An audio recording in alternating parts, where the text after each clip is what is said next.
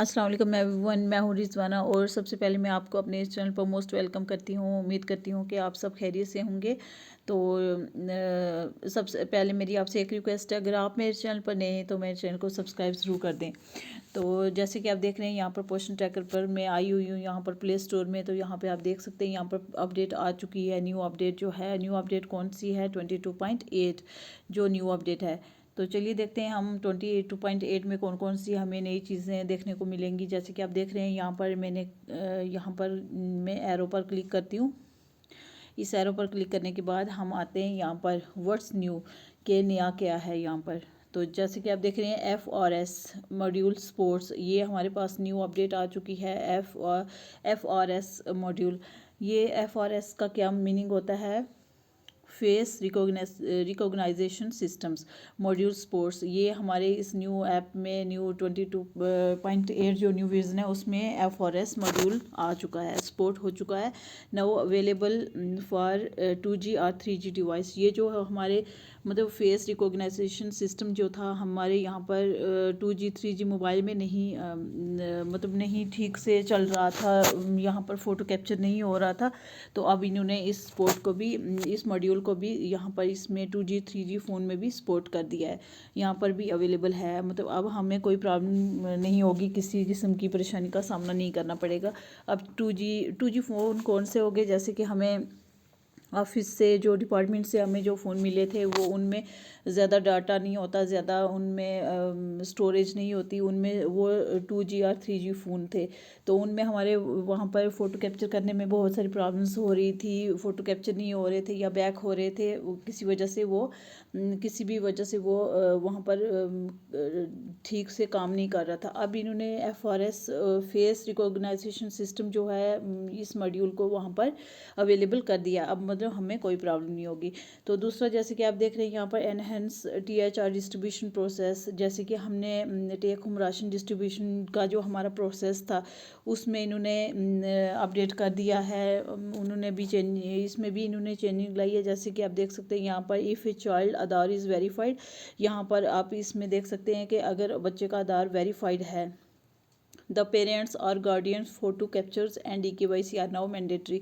ये भी हमारे लिए ज़रूरी हो चुका है कि अगर बच्चे का आधार वेरीफाई है तो हम उनके पेरेंट्स, उस बच्चे के पेरेंट्स या उसके गार्डियंस जो भी उसकी देखभाल करने वाला है उसका फ़ोटो कैप्चर कर सकते हैं। और फ़ोटो कैप्चर के साथ साथ हमें EKYC भी कंप्लीट मतलब मैंडेटरी हो चुका है। ये भी हमारे लिए ज़रूरी हो गया है कि EKYC भी करें हम उनका। मतलब कि जो बच्चे जिनका आधार वेरीफाई है उन बच्चों के पेरेंट्स का या गार्डियंस का, उनके देखभाल करने वालों की फ़ोटो कैप्चर और EKYC ज़रूरी है हमारे इस न्यू वर्जन में। तो जैसे कि आप तीसरा ऑप्शन देख रहे हैं यहाँ पर, जो तीसरा पॉइंट है यहाँ पर VHSND module fixes. VHSND module fixes, VHSND जो कैंप था हमारे उसमें बहुत सारी चेंजिंग हो गई थी 22.6 में। तो अब 22.8 में इन्होंने क्या किया है कि इसमें किया है address the invalid date issue. वहाँ पर डेट का जो इशू आ रहा था अब उसको भी इन्होंने सॉल्व कर दिया। अब वो इशू दोबारा नहीं आएगा। तो अगला अपडेट देखते हैं। जैसे कि आप देख रहे हैं new drop out options.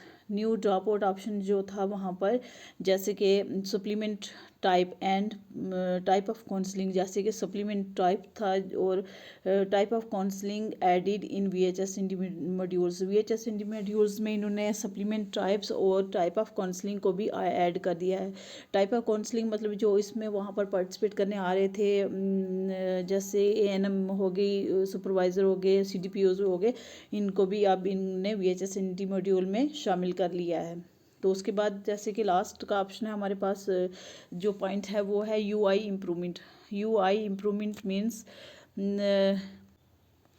UI interface जो होता है, यूज़र इंटरफेस जो होता है, इम्प्रूवमेंट, इसको भी इम्प्रूव कर दिया गया है। Various fixes for the smoother user experience, जिसमें आपको काफ़ी मुश्किलात का सामना करना पड़ रहा था, उसमें भी अब इनने यूज़र इंटरफेस जो मतलब यूज़र्स को जो प्रॉब्लम्स आ रही थी उनने भी अब इसमें उन्होंने न्यू वर्जन में उन्होंने फिक्स कर दिया है। वेरियस फिक्सेस फॉर द, अब आसानी से इस मोबाइल को, इस जो डिवाइस आपके पास है उस पर आसानी से इन सारी चीज़ों को इम्प्लीमेंट कर सकते हैं। तो जैसे कि ये थी हमारी बहुत सारी इंपॉर्टेंट जो अपडेट्स मैंने आपको बताई हैं, उम्मीद करती हूँ आपको ये समझ आई होंगी। तो चलिए चलते हैं, यहाँ पर नीचे देखते हैं यहाँ पर विज़न कौन सा है हमारे पास। विज़न है 22.8 और ये अपडेट कब आया है, ये 3 फेब को आया है, 3 फेब 2025 को आया है। तो ये न्यू वर्जन है और इसकी न्यू अपडेट्स उम्मीद करती हूँ कि आपको ये समझ आ गया होगा। तो चलिए चलते हैं, हम बैक थोड़ा चलते हैं, तो यहाँ पर इसको अपडेट कर लेते हैं। जैसे ही हम इसको अपडेट करेंगे तो हमारा वही प्रोसेस जिससे हम अपडेट करते थे